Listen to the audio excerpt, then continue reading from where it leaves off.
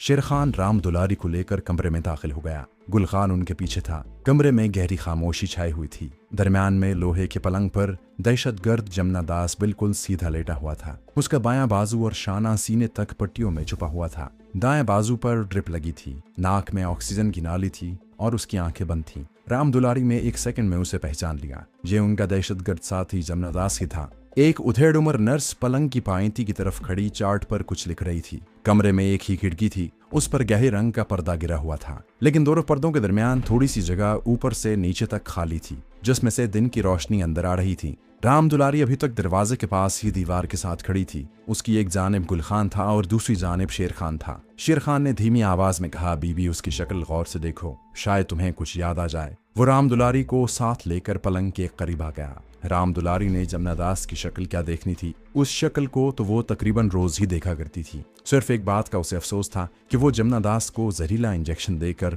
मौत की नींद नहीं सुला सकती थी, जिस मकसद को लेकर वो यहाँ आई थी। कि जैसे वो दहशतगर्द की शक्ल को देखकर कुछ याद करने की कोशिश कर रही है। हकीकत में वो खिड़की की तरफ देख रही थी, जहाँ पर्दे की दरमियान जो खाली जगह थी, उसमें से उसे दूर खेतों में किसी मस्जिद का ऊंचा मखरूती मीनार नजर आ रहा था। फिर एक रेलगाड़ी दूर से गुजरती दिखाई दी। राम दुलारी के लिए उस खुफिया हेल्थ सेंटर की ये निशानियां काफी थी। दहशतगर्द जमुना दास का सांस आहिस्ता आहिस्ता चल रहा था। नर्स ने शेर खान को इशारा किया। शेर खान ने राम दुलारी के कान में आहिस्ता से कहा, अब चलो, और वो तीनों कमरे से बाहर आ गए। राम दुलारी को दिल में अफसोस लग रहा था कि वो अपने मकसद के बिल्कुल करीब पहुंचकर उसे हासिल नहीं कर सकी। साथ वाले कमरे में वापस आकर शेर खान ने राम दुलारी को, जिसे वो सब हशमत बीबी ही समझ रहे थे, अपने सामने कुर्सी पर बैठा लिया। उससे पूछा, कुछ याद आया? जिस तरह शेर खान और गुल खान इस औरत से कुछ मुफीद मालूमात हासिल करना चाहते थे, उसी तरह राम दुलारी भी उनसे कुछ मालूमात हासिल करना चाहती थी, जिसमें वो अभी तक कामयाब नहीं हुई थी।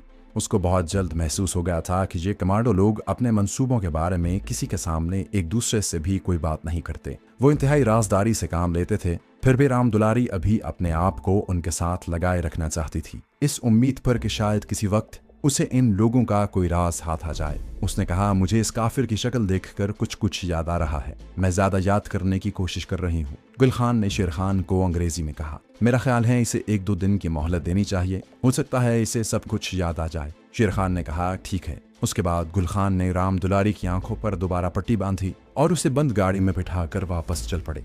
दोस्तों, आगे बढ़ने से पहले आपसे गुजारिश है कि अगर आपने अभी तक इस चैनल को सब्सक्राइब नहीं किया तो इसे सब्सक्राइब कीजिए और वीडियो पसंद आने की सूरत में इसे लाइक, शेयर और कमेंट करके हमें बताइए कि आपको हमारी वीडियो कैसी लगी। तो आइए कहानी की तरफ चलते हैं।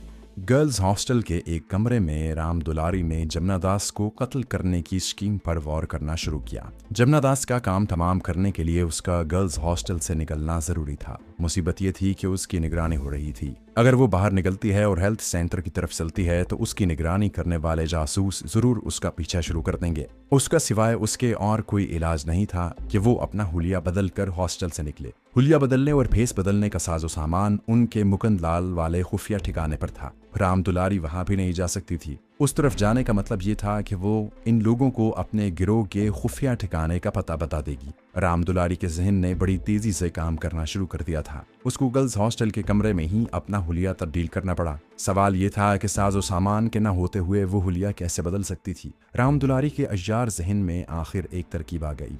उसे याद आया कि किसी डेयरी फार्म का एक ट्रक गर्ल्स हॉस्टल में दूध देने सुबह सुबह मुंह अंधेरे आता है। अगर वो किसी तरह इस ट्रक में छुप कर बैठ जाए तो निगरानी करने वालों की नजरों से बचकर निकल सकती है। उसके सामने सबसे बड़ा मसला यही था कि वो किसी ऐसे तरीके से बाहर निकले कि उसकी निगरानी करने वालों को खबर ना हो सके कि वो बाहर निकल कर गई है और वो उसका पीछा ना कर सकें। अगर वो हेल्थ सेंटर पहुंचकर अपने मकसद में एक बार फिर नाकाम रहती है तो वापसी की उसे फिक्र नहीं थी। वापस आने पर अगर जासूस उसे हॉस्टल में दाखिल होते देख भी लेते तो वो कह सकती है कि कमरे में बंद रहकर वो तंग आ गई थी और सैर करने को निकल गई थी। और अगर वो अपने मकसद में कामयाब हो जाती है तो उसे गर्ल्स हॉस्टल में वापस आने की जरूरत ही नहीं थी। यही एक तरकीब थी जिस पर अगर वो कामयाबी से अमल कर लेती है तो गर्ल्स हॉस्टल से जासूसों को जुल देकर निकल सकती थी। उसने 1-2 बार, जबकि वो जाग रही थी, सुबह सुबह उस दूध वाले ट्रक को हॉस्टल के अहाते में आकर एक तरफ खड़े होते अपने कमरे की खिड़की में से देखा था। ट्रक में 2 आदमी होते थे, एक ड्राइवर और दूसरा आदमी उसके साथ ही अगली सीट पर बैठा हुआ था। वो ट्रक लेकर आते, ट्रक को अहाते की दीवार के पास खड़ा कर देते ट्रक के पीछे दूध के कुप्पे लदे होते थे। दोनों आदमी एक कुप्पा निकाल कर हॉस्टल के किचन की तरफ ले जाते। राम दुलारी ने एक बार ये पूरा मंजर यूं ही अपने कमरे की खिड़की में खड़े खड़े देखा था और अब उसे सब कुछ याद आ गया था। जिस वक्त ड्राइवर और उसका साथी दूध के कुप्पे को उठाकर किचन की तरफ जाते थे तो ट्रक के पास कोई नहीं होता था और वहां हल्का हल्का अंधेरा था। राम दुलारी ने सोचा कि वो उस वक्त ट्रक में किसी जगह छुप सकती है। इस किस्म के कई तरीके राम दुलारी को नई दिल्ली वालों ने ट्रेनिंग के दौरान सिखा रखे थे। उसने यही तरीके आजमाने का फैसला कर लिया। उस वक्त अंधेरा होता था। उसकी निगरानी करने वाले जाहिर है गर्ल्स हॉस्टल के अहाते के बाहर गेट के आसपास किसी जगह छुप कर बैठे होंगे। उन्हें खबर भी नहीं होगी। राम दुलारी को मिसेज अंजुम में एक नया जोड़ा पहनने को दिया था। उसने वही जोड़ा पहन रखा था। राम दुलारी ने अपना पर्स खोलकर देखा। मुकुंदलाल ने जमुना दास को हलाक करने की मुहिम पर भेजते हुए राम दुलारी को जितने पैसे करेंसी नोटों की शक्ल में दिए थे वो उसके पास महफूज थे।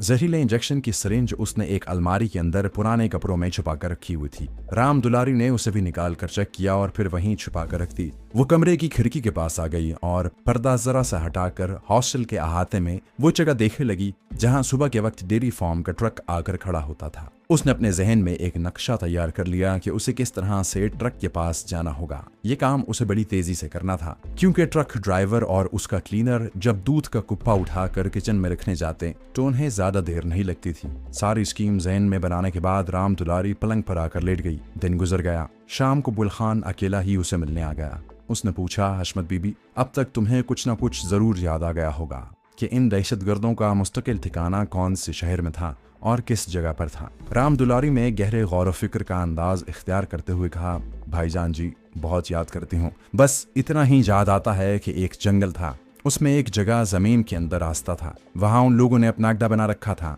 ये याद नहीं आ रहा कि वो शहर कौन सा था। ये लोग रेलगाड़ियों में तो सफर करते नहीं थे। रात के अंधेरे में बंद गाड़ी में एक जगह से दूसरी जगह जाते थे। कभी किसी के मुंह से शहर का नाम निकल जाता था तो मुझे पता चल जाता कि ये फलां शहर है। मैं याद करने की पूरी कोशिश कर रही हूँ, शायद कुछ याद आ जाए। गुल खान कुछ देर बैठकर ये कहते हुए चला गया कि वो कल किसी वक्त फिर आएगा। राम दुलारी का थाना उसके कमरे में ही एक नौकरानी लेकर आती थी। शेर खान ने मिसेज अंजुम को खास तौर पर हिदायत की थी कि हशमत बीबी को हॉस्टल की दूसरी लड़कियों से मिलने का मौका न दिया जाए। राम दुलारी खुद भी दूसरी लड़कियों से दूर ही रहती और ज्यादा वक्त अपने कमरे में ही गुजारती थी। उसने रात का खाना खाया और मिसेज अंजुम ने उसे छोटा क्लॉक दिया था। उस पर सुबह का 4 बजे का अलार्म लगा दिया था। रात के 10 बजे तक वो पलंग पर लेटी एक रिसाला पढ़ती रही। उसके बाद सो गई। ठीक 4 बजे उसे अलार्म ने जगा दिया। उसने उठते ही सबसे पहले खिड़की का पर्दा हटाकर बाहर देखा। अभी रात का अंधेरा बाकी था। उसे अहाते में कोई ट्रक दिखाई न दिया। उसने बाथरूम में जाकर मुंह हाथ धोया, बालों में कंघी की, अपने कपड़ों को दुरुस्त किया और गहरे बादामी रंग की चादर ओढ़ी और अलमारी के पास आ गई। अलमारी में से जहरीले इंजेक्शन का सिरिंज निकाल कर उसे एक बार फिर अच्छी तरह से रुमाल में लपेटा और उसे अपने गिरबान के अंदर पूरी तरह छुपा कर रख लिया। एक बार फिर खिड़की में आकर उसने बाहर झांक कर देखा। अहाता अंधेरे में खाली पड़ा था। किसी ट्रक की आवाज भी नहीं आई थी।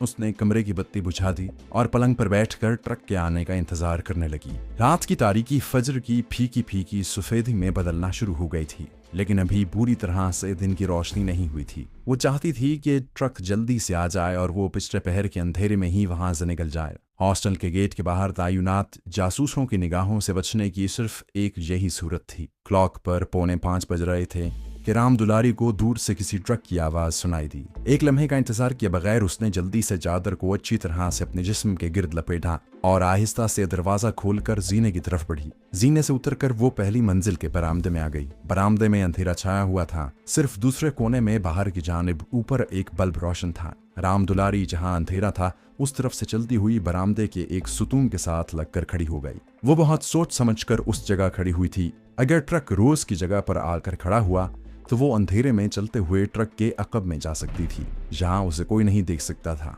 ट्रक की आवाज करीब आ गई थी।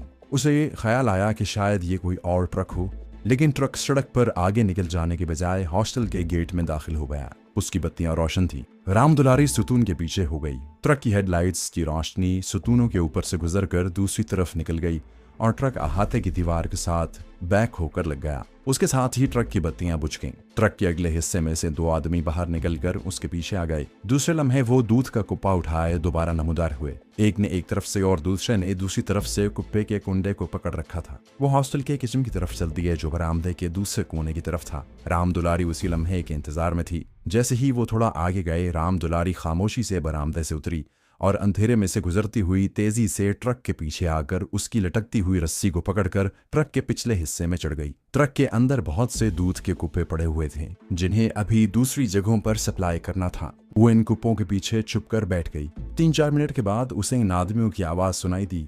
वो वापस आ गए थे। फिर ट्रक की दोनों साइड के दरवाजों के बंद होने की आवाज आई। ट्रक का इंजन स्टार्ट हुआ और ट्रक हॉस्टल के गेट में से निकलकर दाएं जाने मुड़ गया। राम दुलारी ने कुप्पों के पीछे छुपे छुपे हाथ जोड़कर अपने भगवान का शुक्र अदा किया। वो यही चाहती थी कि ट्रक दाएं जाने भी मुड़े। उसको याद था कि जब उसे शेर खान और गुल खान जीप में बिठाकर सीक्रेट हेल्थ सेंटर की तरफ ले गए थे तो जीप हॉस्टल से निकलकर पहले दाएं तरफ मुड़ी थी और उसके 6-7 मिनट के बाद फिर दाएं जाने मुड़ गई थी। उसके आगे जो निशानी उसे याद थी वो रेलवे फाटक था, मगर ये यकीन से वो नहीं कह सकती थी कि ये ट्रक आगे जाकर भी दाएं जाने मुड़ेगा। ये भी हो सकता था कि ट्रक आगे निकल जाए। अगर आगे निकल गया तो खुदा जाने वो कहाँ जाकर ठहरे और ट्रक की रफ्तार तेज हो जाए और वो उतर न सके, कहाँ की कहाँ निकल जाए और रास्ता भी भूल जाए, क्योंकि वो इस शहर की रहने वाली नहीं थी। ट्रक की रफ्तार इतनी तेज नहीं थी। इसकी वजह यह थी कि हॉस्टल के सामने से गुजरने वाली सड़क छोटी और गैर हमवार थी। जब ट्रक हॉस्टल से काफी आगे निकल आया और राम दुलारी को यकीन हो गया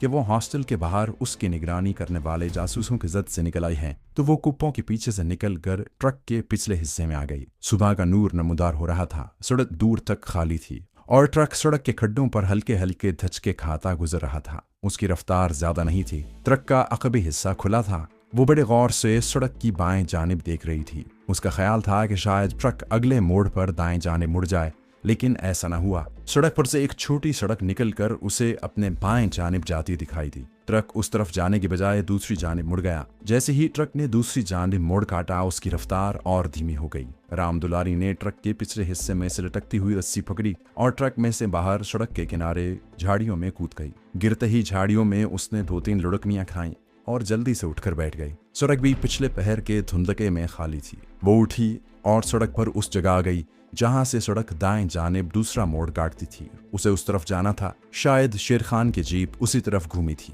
वो छोटी कच्ची सड़क पर आ गई। वो चादर लपेटे सड़क के किनारे किनारे तेज कदमों से चली जा रही थी। वो धड़कते हुए दिल के साथ इस इंतजार में थी कि आगे रेलवे फाटक आता है या नहीं, क्योंकि जब उसे बंद जीप में बिठा कर ले जाया गया तो सड़क का दूसरा मोड़ घूमने के 10-15 मिनट के बाद रेलवे फाटक आ गया था। यही उसका सबूत था कि वो ठीक रास्ते पर चल रही है। उसकी दोनों जानिब खेत भी थे और दूर दूर शहर की आबादी के मकान भी दिन के उभरते हुए उजाले में नजर आना शुरू हो गए थे। वो कोई आधा घंटा चलती रही होगी कि आखिर उसे कुछ फासले पर रेलवे का फाटक नजर आ गया। खुश होकर राम दुलारी ने अपनी रफ्तार तेज कर दी। एक ट्रक और एक रिक्शा उसकी मुखालिफ समत से आता हुआ उसके करीब से गुजर गया। सुबह हो रही थी और शहर की सड़कों की ट्रैफिक बेदार होने लगी। वो रेलवे फाटक उबूर करके आगे बढ़ी तो सड़क एक तरफ घूम गई, कुछ दूर जाकर दूसरी तरफ मुड़ गई। एक बस उसके पीछे से आई और आगे निकल गई। फिर उसे फजा में तेज बू महसूस हुई। ये बू उसे शेर खान वगैरह के साथ बंद जीप में जाते हुए भी आई थी और बुल खान ने उसे बताया था कि पता नहीं ये बू किस चीज की है, मगर यहाँ से गुजरते हुए अक्सर आया करती है। राम दुलारी को अच्छी तरह याद था कि ये बू 2-3 मिनट तक आती रही थी, उसके बाद बंद हो गई थी और फिर जीप 2-3 जगहों पर छोटे छोटे मोड़ काटने के बाद एक जगह आकर रुक गई थी और बुल खान ने यह कहकर उसकी आंखों पर पट्टी बांध दी थी कि वो सीक्रेट हेल्थ सेंटर पहुंच गए हैं। यहाँ आकर राम दुलारी रुक गई। उसने अपने इर्द गिर्द निगाह दौड़ाई। अब सुबह हो गई थी और सूरज मशरिक में दरख्तों और मकानों के पीछे से तुलू हो रहा था। राम दुलारी को यह भी याद था कि उसने हेल्थ सेंटर के उस कमरे की खिड़की में से जहां जमुना दास ज़ेरे इलाज बिस्तर पर बेहोश पड़ा था, जरा से हटे हुए पर्दे में से दूर एक मस्जिद का मखरूती मीनार और ट्रेन गुजरती नजर आई थी। राम दुलारी की तेज निगाहें मस्जिद के मीनार को तलाश कर रही थी। दिन की रोशनी चारों तरफ फैली हुई थी। आखिर उसे दूर एक मीनार नजर आ गया। वो उसकी तरफ चल पड़ी। वो खेतों में से गुजर रही थी। कुछ दूर चलने के बाद वो खेत की ऊंची फसल से निकली तो सामने जमीन ऊंची थी और किसी बंद की तरह मगरिब से मशरिक की तरफ जा रही थी। वो उसकी चढ़ाई चढ़कर ऊपर आई तो देखा कि वो रेलवे लाइन थी। उसने दूसरी जानिब निगाह उठाई। उसे मस्जिद का मखरूती मीनार साफ दिखाई दे रहा था। उसने घूमकर अपनी बाएं जानिब देखा। हेल्थ सेंटर की इमारत उसी तरफ होनी चाहिए थी। कुछ फासले पर उसे दरख्तों का झुंड दिखाई दिया। उसके अंदर से किसी मकान की दीवार नजर आ रही थी। वो उसकी तरफ चलने लगी।